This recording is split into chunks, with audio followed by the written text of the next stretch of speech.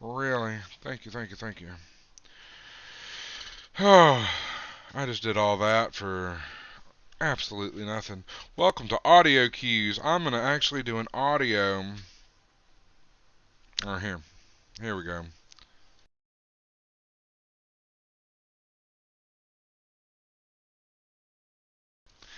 Welcome back.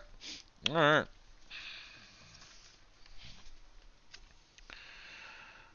Yeah, yeah. Um, that's just plowed. I'm probably never going to read that again. Long story short, I read the table of contents. Um,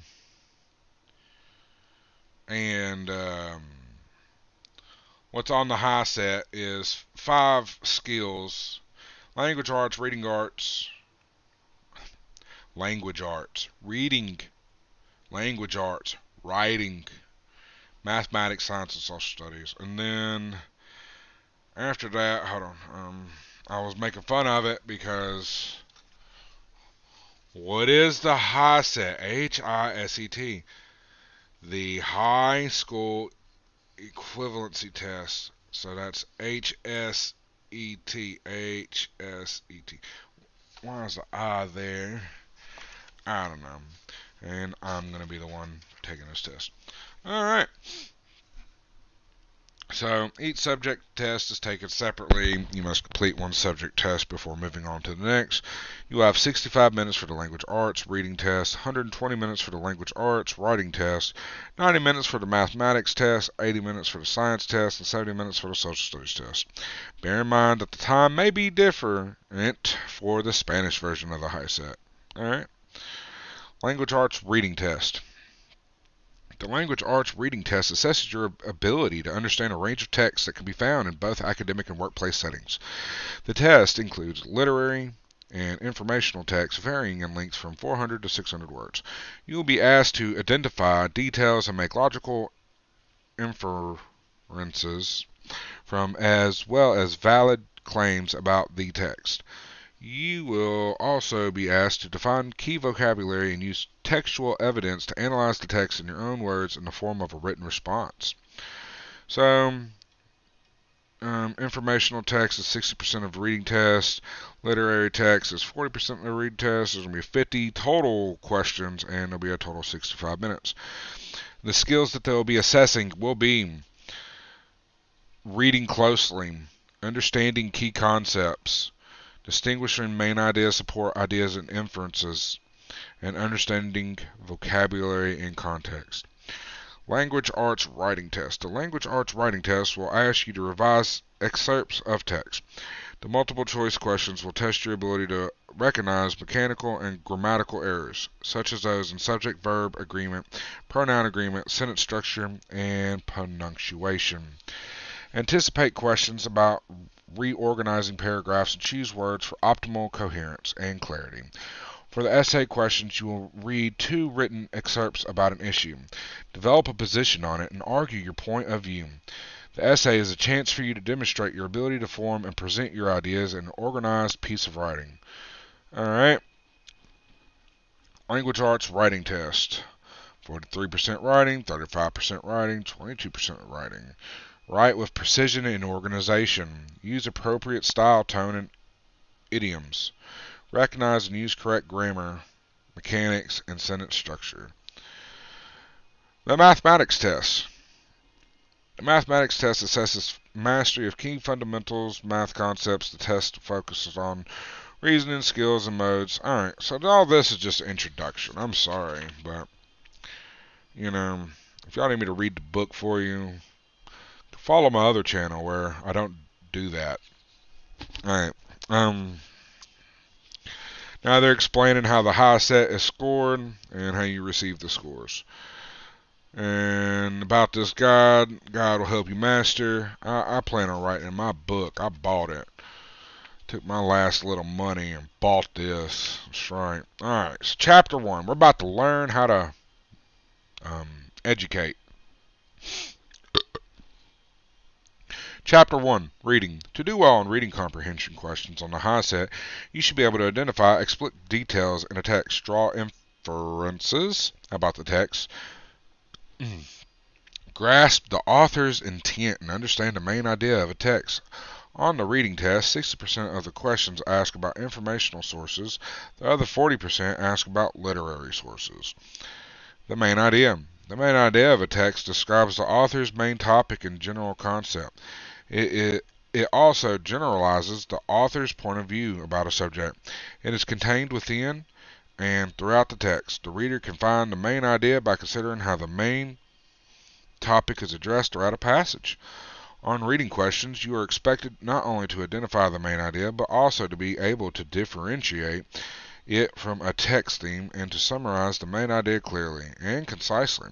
For instance, you might be asked to pick an answer choice that best summarizes the main idea of a passage. The main idea is closely connected to topic sentences and how they are supported in a text. Questions may deal with finding topic sentences, summarizing the text ideas, or locating supporting details. The section and practice examples that follow detail the distinctions between these aspects of text. Did you know the author's perspective on the subject of the text and how he or she has framed the argument or story hints at the main idea? For example, the author framed a story with a description image or short, I don't know what that word, anecdote, anecdote. He or she is hinting at particular idea or point of view. Yeah, we're going to learn. That's what we're about to do. Y'all ready to learn something? anecdote. What does that mean? Well, let's find out.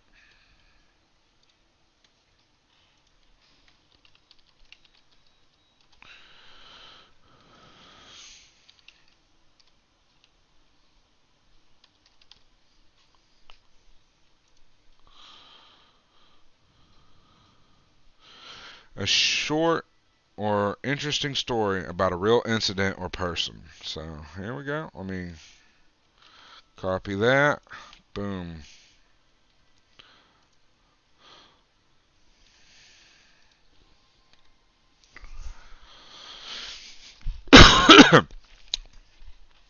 That's that word.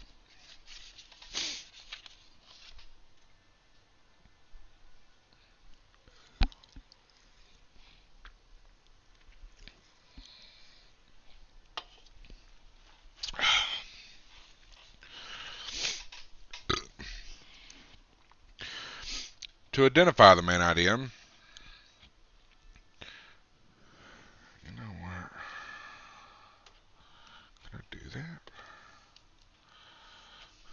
Hi. How are you doing? To identify the main idea, first identify the topic. The difference between these two things is simple. The topic is the overall subject matter of a passage. The main idea is what the author wants to say about that topic. The main idea covers the author's direct perspective about a topic, as distinct from the theme, which is generally a true idea that the reader might derive from a text. Most of the time, fiction has a theme, whereas nonfiction has a main idea. This is the case because in a nonfiction text, the author speaks more directly to the audience about a topic. His or her perspective is more visible. For example, the following passage conveys the topic as well as what the author wants to communicate about the topic, about that topic. The shark mania of recent years can be largely pinned on the sensationalistic. Oh, Jesus Christ. Y'all are just trying, bro. Trying. Let's see. What the hell? Sensationalistic. Sensationalistic. Oh my god. Sensationalistic. Tell me when's the last time y'all used that word in a sentence, please. Let's look it up. I'm going to go ahead and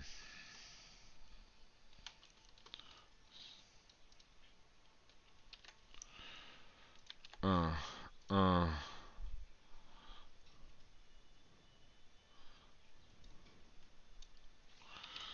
Well, it's a noun. So that's a person, place, or thing, ain't it?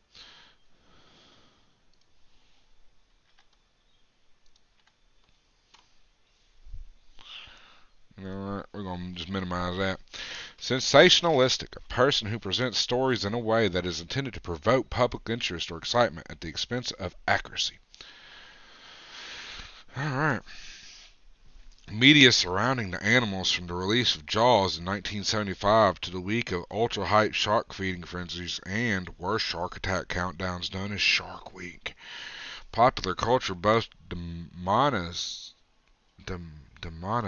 and fetishizes sharks until the public cannot get enough. Swimmers and beachgoers may look nervously for the telltale fin skimming the surface, but the reality is that shark bites are extremely rare, and they are almost never unprovoked. Sharks attack people at very predictable times and for very predictable reasons. Rough surf, poor visibility, or swimmers sending signals and physical signals that mimics a shark's normal prey are just for a few examples.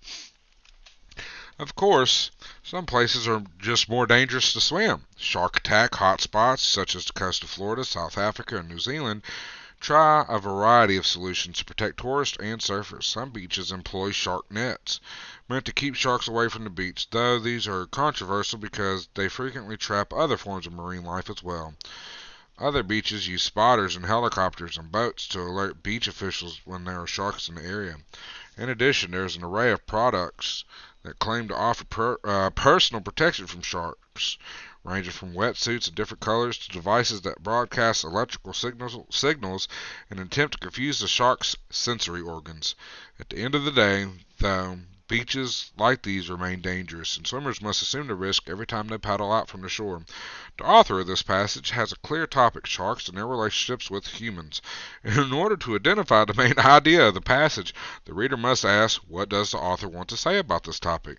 What is the reader meant to think or understand? The author makes sure to provide information about several different aspects of the relationship between sharks and humans, and points out that humans must respect sharks as dangerous marine animals without sensationalizing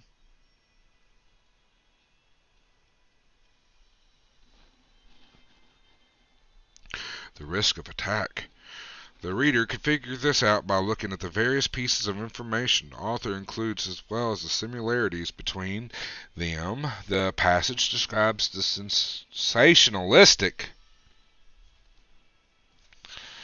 person who presents stories in a way that is intended to provoke public interest. Medium then talks about how officials and governments try to protect beaches, and ends with the observation that people must take personal responsibility. These details clarify that the author's main idea is, thanks to safety precautions and their natural behavior, sharks are not as dangerous as they are portrayed to be. Summarizing that idea is focusing on the connection between the different details helps the reader draw a conclusion. Examples. Or hold on, I skipped this. Did you know? Readers should identify the topic of a text and pay attention to how the details about it relate to one another. A passage may discuss, for example, topic similarities, characteristic, causes, and or effects. Alright, here goes an example. The art of the 20th and 21st centuries demonstrates several aspects of modern social advancements. A primary example is the advent of technology. New technologies have developed new avenues for art making, and the globalization brought about by the internet has both diversified the art world and brought it together simultaneously.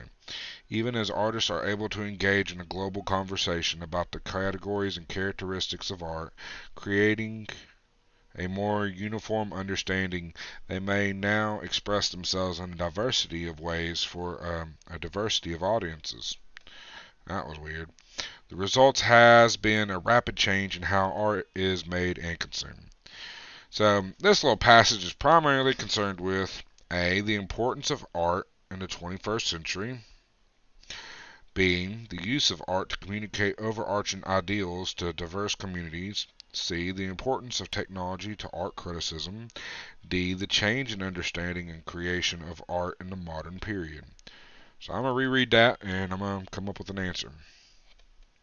The art of the 20th and 21st centuries demonstrates several aspects of modern social advancement.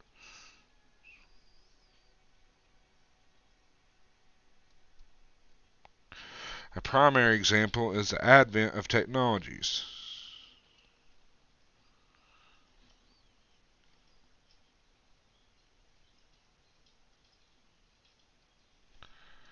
Alright.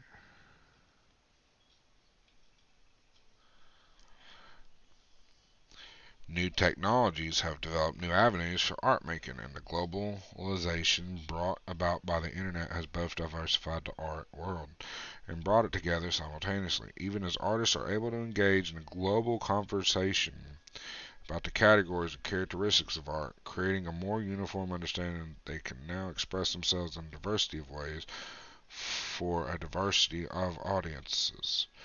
The result has been a rapid change in how art is made and consumed.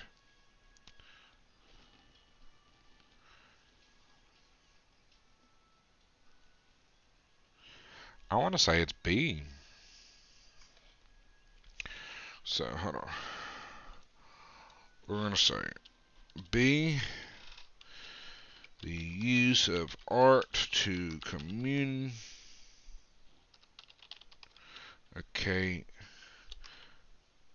overarching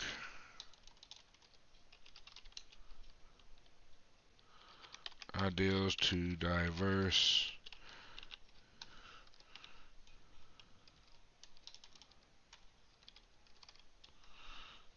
yeah. And then what's the second question? Which of the following best describes hold on. This passage is primarily concerned with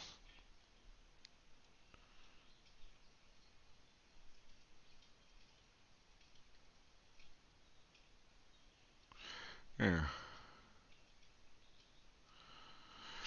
Which of the following best describes the main idea of the passage?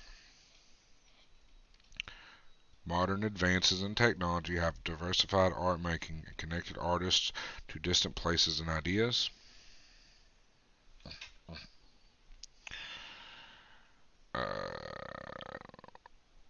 Diversity in modern art is making it harder for art viewers to understand and talk about that art.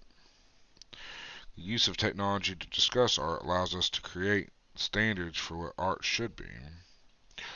Art making before the invention of technology such as the internet was disorganized and poorly understood.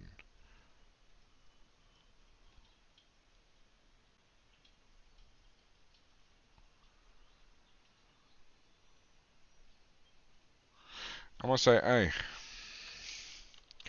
because it started off with modern advances in technology have diversified art making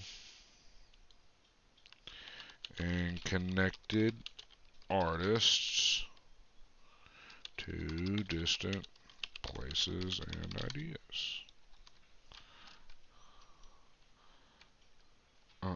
Oop, Alright, so where my answer key? Answer key.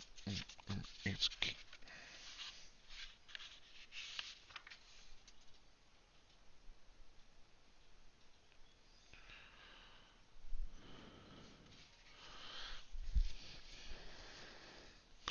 Alright, so I got the first one wrong. I got the second one right? And I'm not cheating.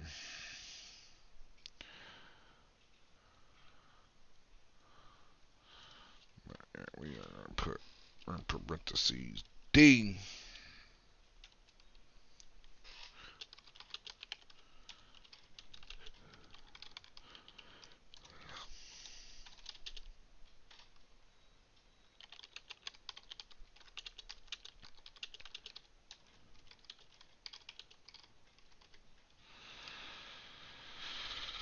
Alright.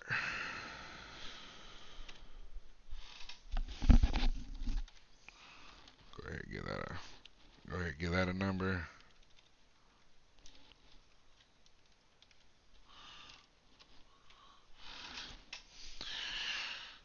Man, I already got a fucking 50. Topic and summary sentences. Identify. Hey, that's a pass, by the way. Identifying the main idea requires understanding the structure of a piece of writing in a short passage of one or two paragraphs. The topic and summary sentences quickly relate what the paragraphs are about and what conclusions the author wants the reader to draw. These sentences function as bookends to a paragraph or passage, telling readers what to think and keeping the passage tied tightly together. Alright, so I want to reread this just to see how I was thinking. So I guess B. The art of the 20th and 21st centuries demonstrates several aspects of modern social advancement. Okay, so 2021. Alright, social advancement. The use of art to communicate. What up, Barry Bless you too? What up, dog? Learning a GD. The passages are a primary example is the advent of technologies. New technologies have developed new avenues for art making. I hope you're having a good day. And the globalization brought about by the internet has both diversified the art world and brought it together. Fantastic. Check this out. Boop. Studying for my GD. We're currently doing reading. I got, well, hold on. I got this one wrong. I got number 1 wrong. I got number 2 right. Which is a pass, by the way. I hope you're having a good day as well.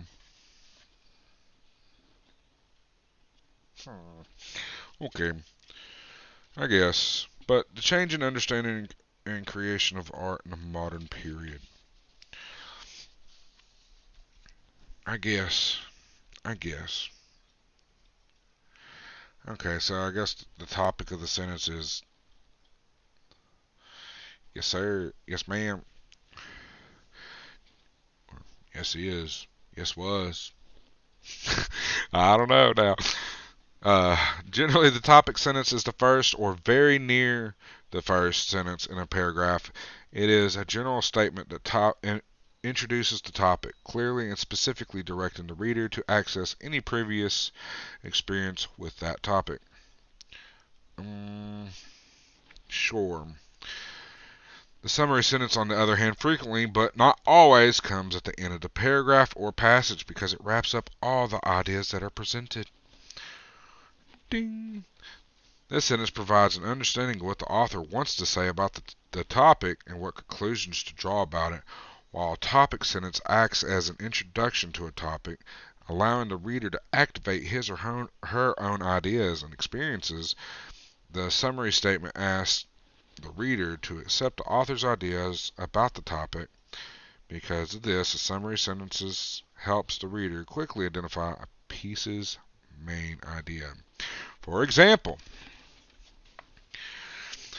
there is nowhere more beautiful and interesting than California. With glimmering azure seas, fertile green plains, endless deserts, and majestic mountains. Alright, so beautiful hills, mountains, plains, those are the subjects right now.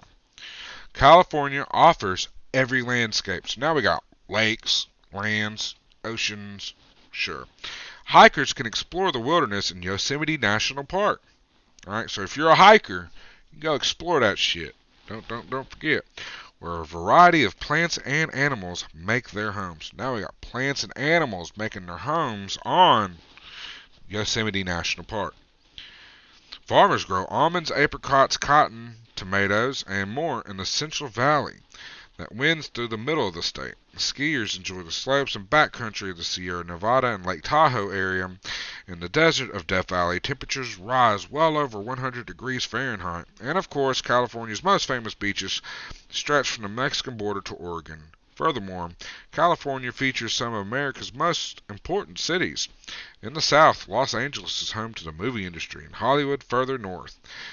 The San Francisco Bay Area includes Silicon Valley, where the U.S. tech industry is based. Both places are centers of commercial activity. In fact, California is the most populous state in the country. There is no shortage of things to do or sights to see. So a whole bunch of terrain. Gotcha. Which of the following best explains the general idea or focus indicated by the topic sentences?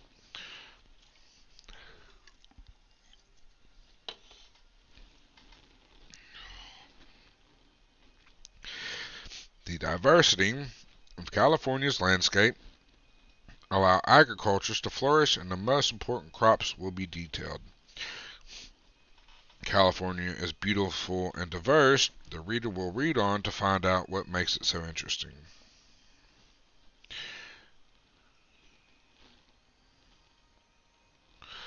California is a peaceful place. Its people live with a sense of predictability, and the state is prosperous.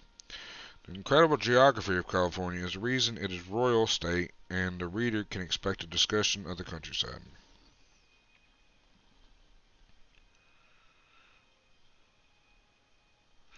I'm going to say B.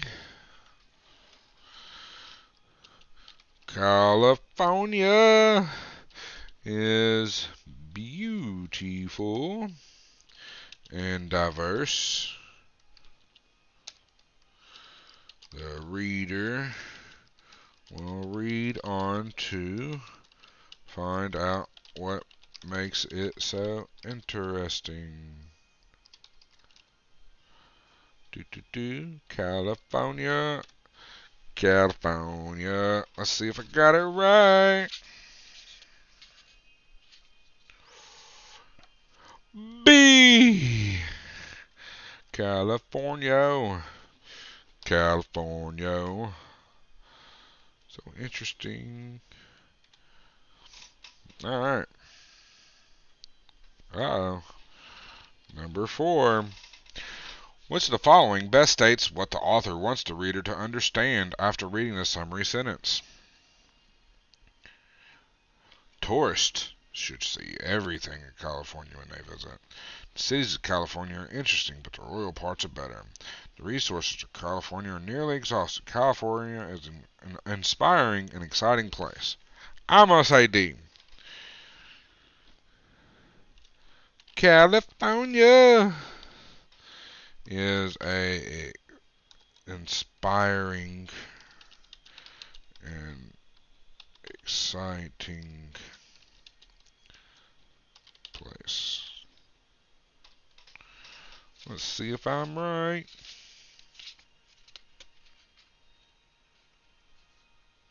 It's right. Right.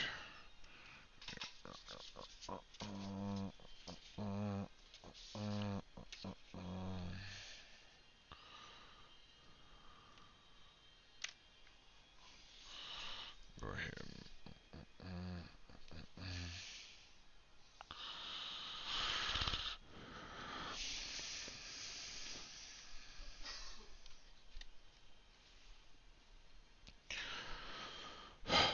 Supporting details.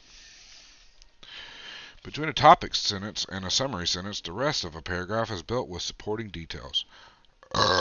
Supporting details come in many forms. It's the type of details that will support the main idea.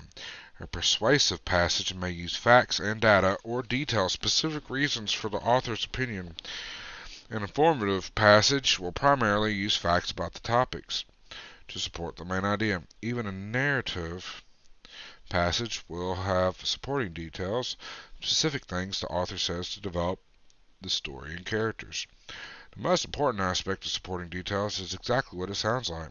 They support the main idea. Examining the various supporting details and how they work with one another will reveal how the author views a topic and what the main idea of the passage is. Supporting details are key to understand a passage.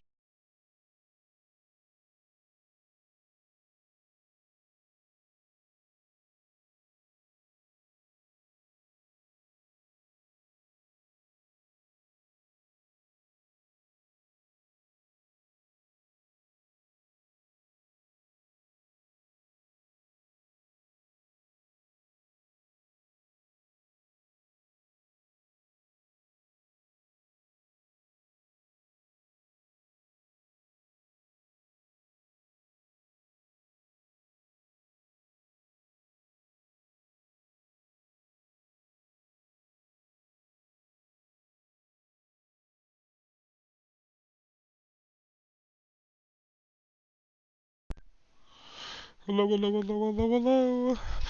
My headphones died, I guess. Between a topic sentence and a summary sentence, the rest of a paragraph is built with supporting details. Supporting details come in many forms. The purpose of the passage dictates the types of details that will support the main idea. A persuasive passage may use facts and data or detail specific reasons for the author's opinions. An informative passage will primarily use facts about the topics to support the main idea. Even a narrative passage will have supporting details, specific things the author says to develop the story and characters. The most important aspect of supporting details is exactly what it sounds like. They support the main idea. Examining the various supporting details and how they work with one another will reveal how the authors view a topic and what the main idea of the passage is. Supporting details are key to understanding a passage. Supporting details can often be found in text by looking for signal words. Signal words. Transitions that explain to the reader how one sentence or idea is connected to another. Signal words can add information, provide counter arguments. I was about to say congregation. Counter arguments create organization in a passage or draw a conclusion. Whew. Some common signal words and phrases include in particular, in addition, besides, contrastingly, therefore, and because. Example, increasingly companies are turning to subcontracting services rather than hiring full-time employees. This provides companies with advantages like greater flexibility, reduced legal responsibility to employees, and lower possibility of unionization within the company. However, this has led to increasing confusion and uncertainty over the legal definition of employment. Courts have grappled with questions about the hiring company's responsibility in maintaining fair labor practices. Companies argue that they delegate that authority to subcontractors, while unions and other worker advocate groups argue that companies still have a legal obligation to the workers who contribute to their business.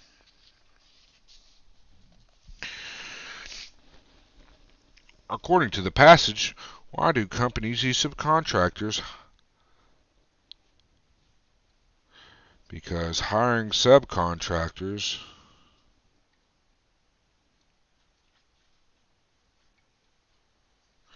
C.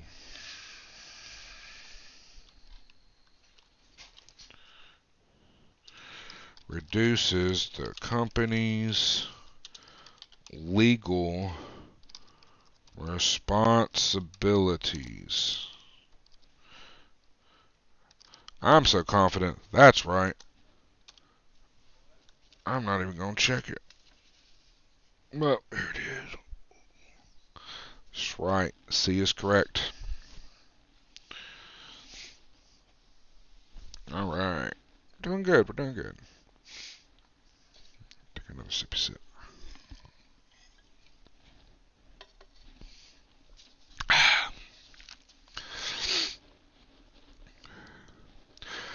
The author of a passage sets out with a specific goal in mind, to communicate a particular idea to an audience. The author's purpose is determined by asking why the author wants the reader to understand the passage's main idea. There are four basic purposes to which an author can write: narrative, expository, technical, and persuasive. Chilly man, where are you? Hold on, we got a special feature. Come here, child. Let me see you. Let me see your beautiful face.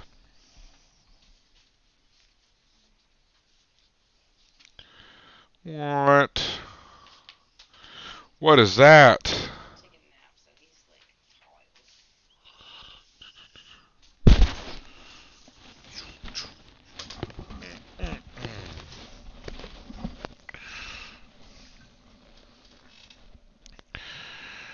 So far, I've only gotten one question wrong.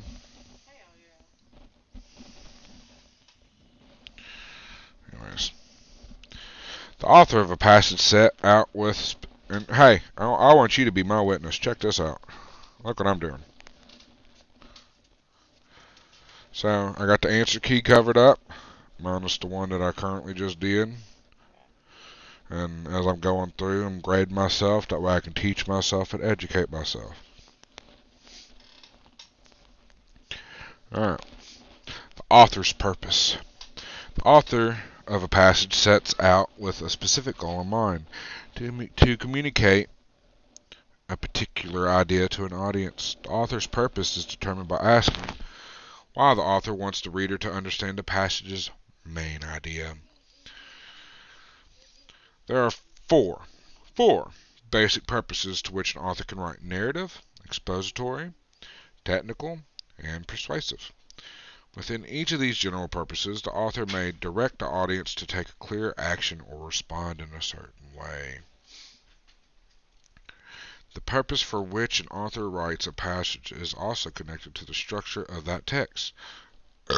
In a narrative, the author seeks to tell a story, often to illustrate a theme or idea the reader needs to consider. In a narrative, the author uses characteristics of storytelling such as chronological order, characters in a defined setting, and these characteristics communicate the author's theme or main idea. In an expository, passage, on the other hand, the author simply seeks to explain an idea or topic to the reader. The main idea will probably be a factual statement or a direct assertion of a broadly held opinion. Expository writing can come in many forms, but one essential feature is a fair and balanced representation of a topic. The author may explore one detailed aspect or a broad range of characteristics, but he or she mainly seeks to prompt a decision from the reader. Can I help you? I'm studying. You're pushing on my chair. Huh? I just wanted you to witness that I got the answer sheet covered up. It's covered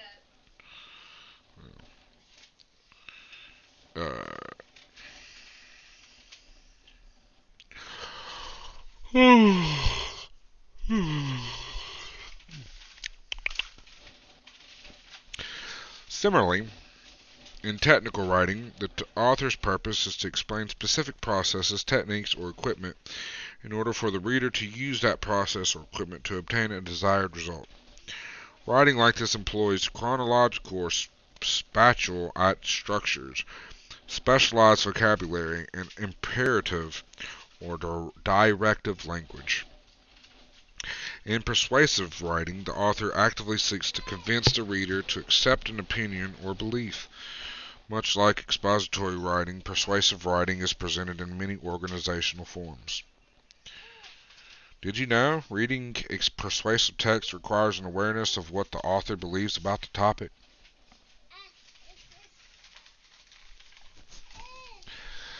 Yeah. University of California, Berkeley, researchers decided to tackle an age-old problem: why shoelaces come untied. Oh my God. They recorded the shoelaces of a volunteer walking on a treadmill by attaching devices to record the acceleration or G-force experienced by the knot. The results were surprising. A shoelace knot experiences more G-force from a person walking than any roller coaster can generate. However, if the person simply stomped or swung their feet, the two movements that make up a walker's stride, the G-force was not enough to undo the knots. What is the purpose of this passage?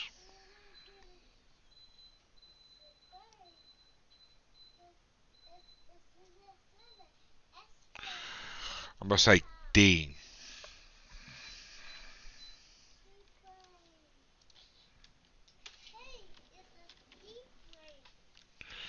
It's a seaplane to describe the results of an experiment on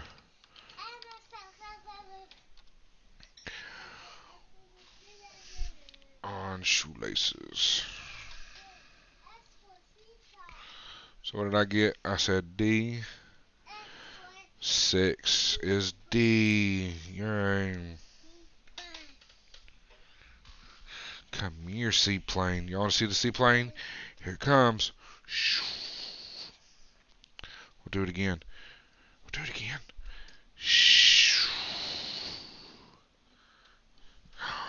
What? You want to do it one more time? Isn't that cool? What is that? What is that? Seaplane.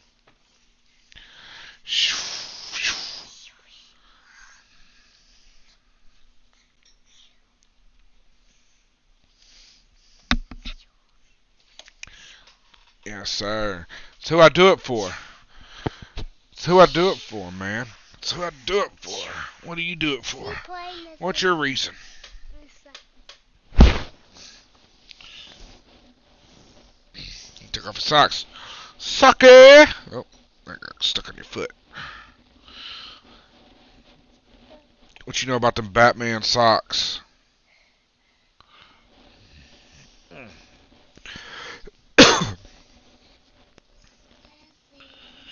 We take off our socks at the end of the day. I heard you wore Cat in a Hat today. Seaplane.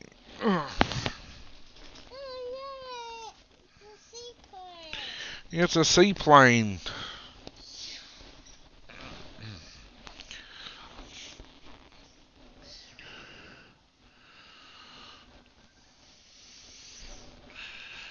Back then they didn't know me. Now I'm hot, they all on me.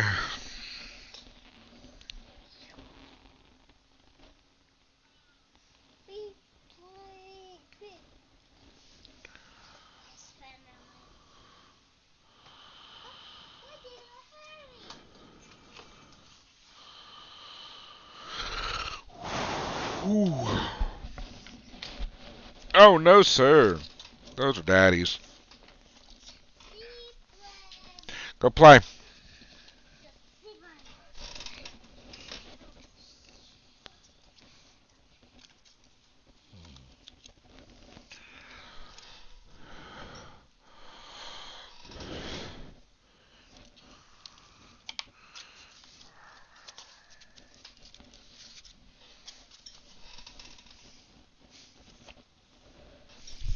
Alright.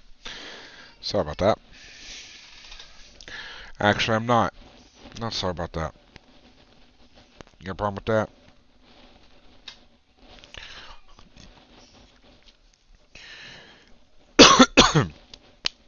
Alright. Back at it for a minute. Organization and text structures.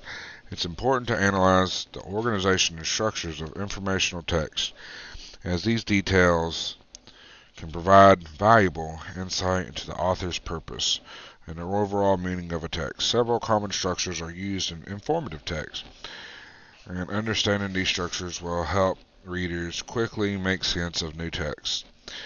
Text may be organized in one of the following ways.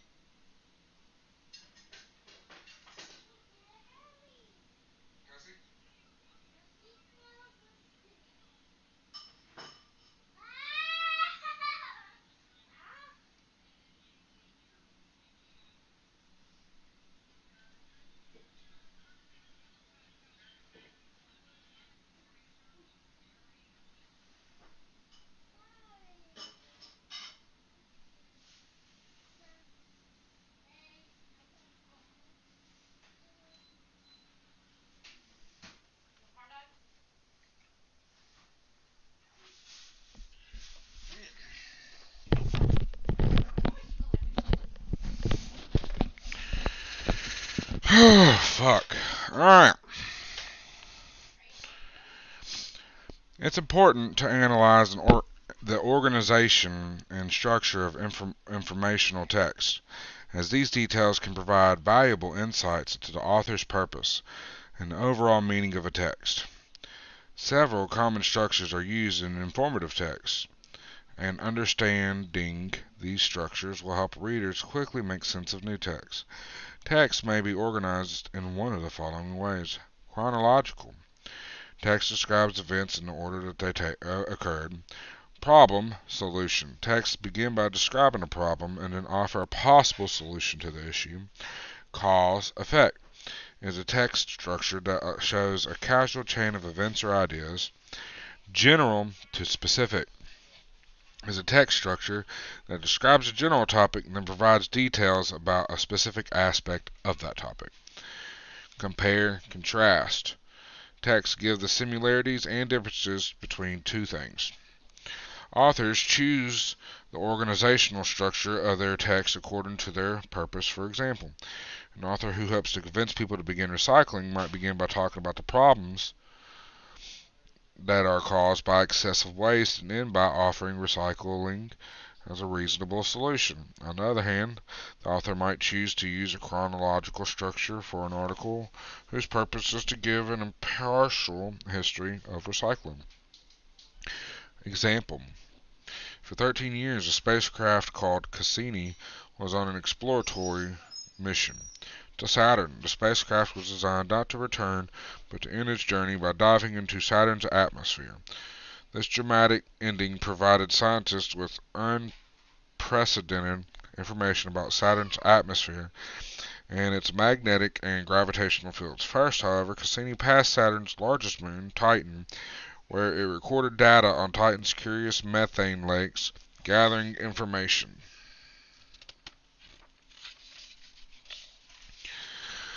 about potential seasons on the planet-sized moon. Then it passed through the unexplored region between Saturn itself and its famous rings. Scientists hope to learn how old the rings are and to directly examine the particles that make them up. Cassini's mission ended in 2017, but researchers have new questions for further exploration. Which of the following best describes the organization of the passage?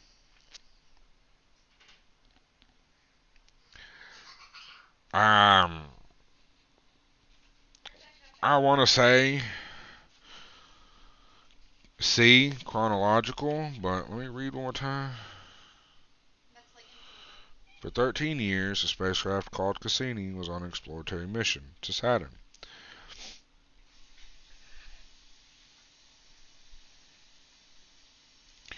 Yeah, that's fucking C, chronological.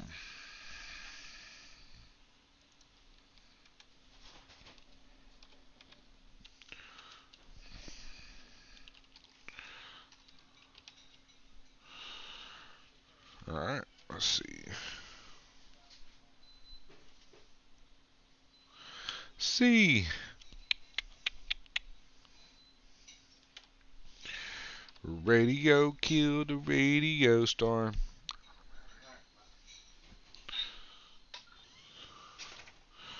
Alright. The audience. The structure, purpose, main idea, and language of a text all converge on one target, the intended audience. An author makes decisions about every aspect of a piece of writing based on that audience. And readers can evaluate the writing by considering who the author is writing for.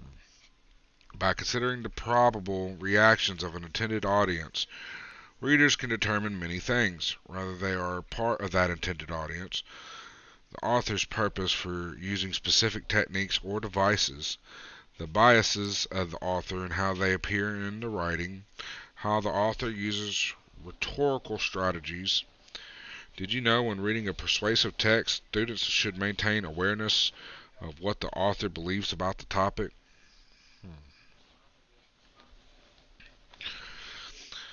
The audience for a text can be identified by a careful analysis of the text. First, the reader considers who most likely cares about the topic and main idea of the text. Who would want or need to know about this topic?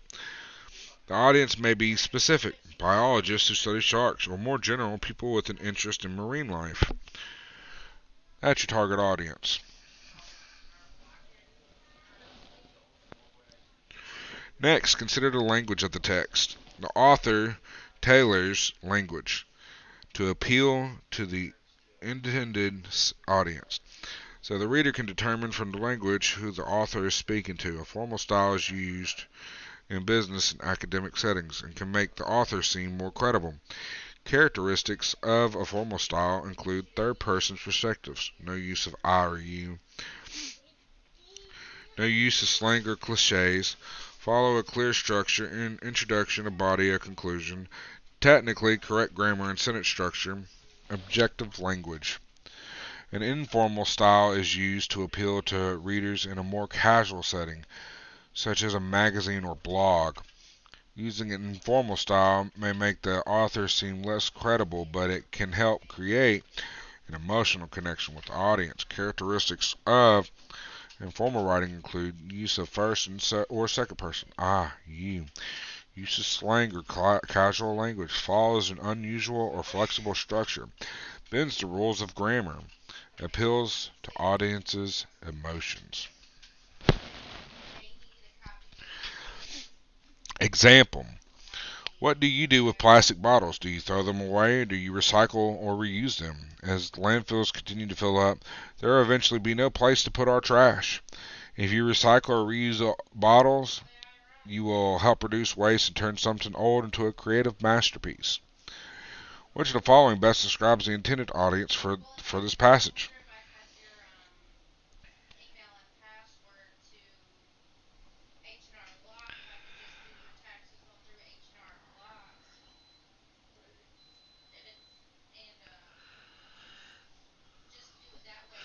What do you do with plastic bottles? Do you throw them away, or do you recycle or reuse them?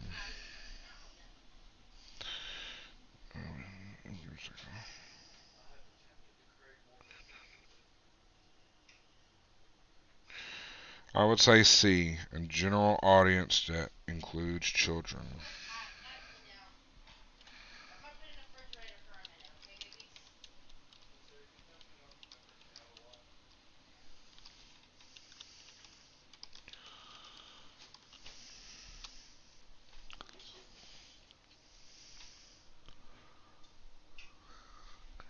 C, correct. Evaluating arguments. An author selects details to help support the main idea. The reader must then evaluate these details for relevance and consistency. Though the author generally includes details that support the text's main idea, it's up to the reader to decide whether those details are convincing. Readers should be able to differentiate between facts and opinions in order to more effectively analyze supporting details. Facts are based in truth and can usually be proven.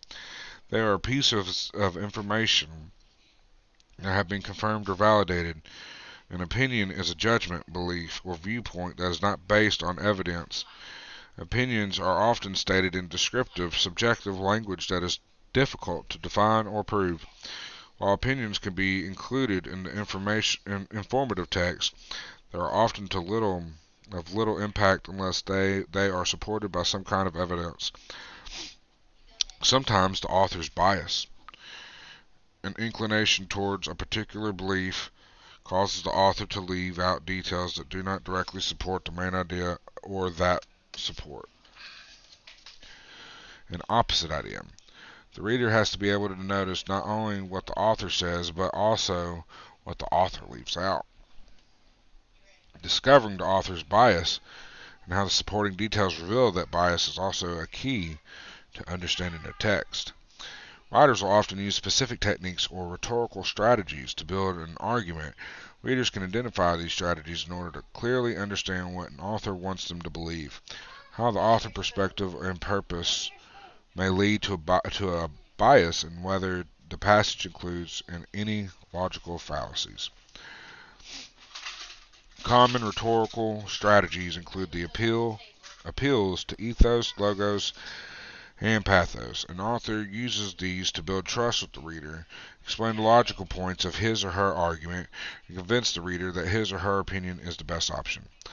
An ethos, ethical appeal, uses balanced, fair language and seeks to build a trusting relationship between the author and the reader.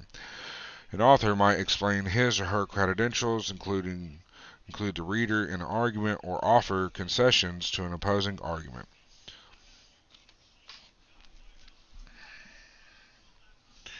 Consider how different audiences would react to the same text. So don't just think about yourself now. A logos, a logical appeal, builds on that trust by providing facts and support for the author's opinion, explaining an argument with clear connections and reasoning.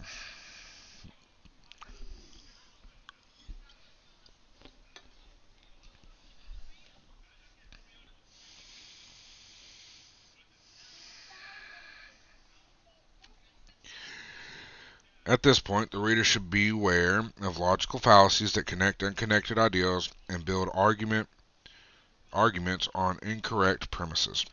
With a logical appeal, an author strives to convince the reader. What's up, baby boy?